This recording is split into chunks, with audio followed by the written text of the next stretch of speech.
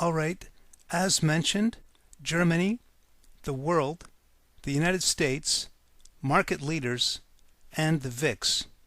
Starting with Germany, still the fourth largest economy in the world, Europe's biggest economy, looking at the Frankfurt DAX stock index, a monthly chart, July 1995 to June 2014. By the way, the monthly prices are the black bars, along with some other indicators, and at the bottom of the chart is the monthly MACD indicator. And I can explain to you what MACD is, drawing a line across the multi-year peaks of monthly MACD. We are exactly at a value from which previous major corrections have begun. So, different this time? Well, market tops are always different. The only thing they have in common is similar outcomes.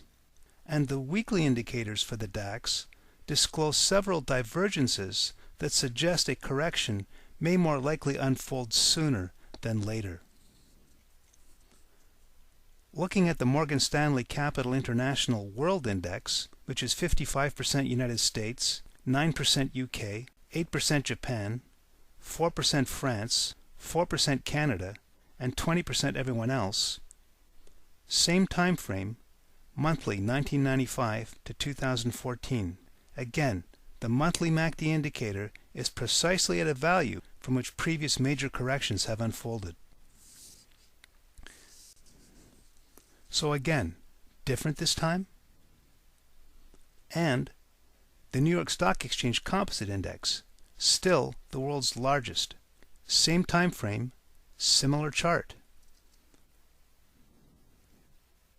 Now, monthly MACD is just one indicator, albeit a relatively important one, and just one of many indicators, both technical and fundamental, suggesting a pending correction.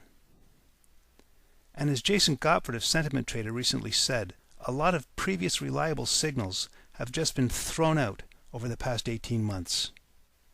And as William Chin of Caldwell Partners Toronto recently remarked to me, somewhat tongue-in-cheek, the Fed can rewrite the business cycle.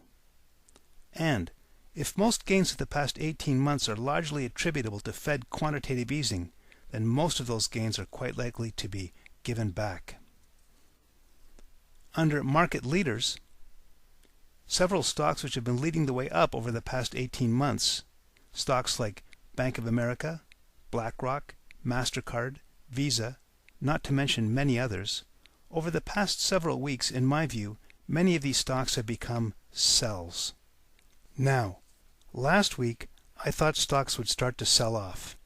Then Mario Draghi steps in with the European Central Bank's new quantitative easing, which includes negative interest rates. Why? Because economic growth in Europe, contrary to positive expectations, seems to have seriously stalled. The most recent figures show Germany's most recent economic growth has weakened considerably. France's most recent growth is 0, and many European countries have gone negative. So it's the same old bad news is good news.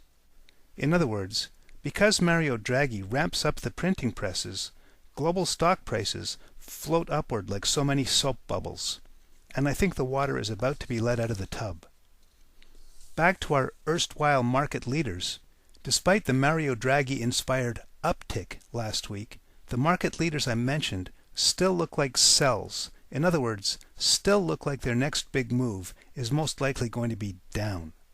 Now, compared to some of the go-go growth stocks like Twitter, down 52%, or Groupon, down 52%, or even some of the more established growth stocks like Amazon, down 39%, these market leaders that I mentioned have not moved much to the downside, and in my view, they have cracked. Their next big move looks to be down.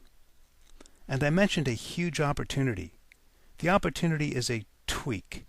VIX, a 7-year low, expected to move strongly up, and is a subject of discussion. In conclusion, the money shot, in my view, is still there for us.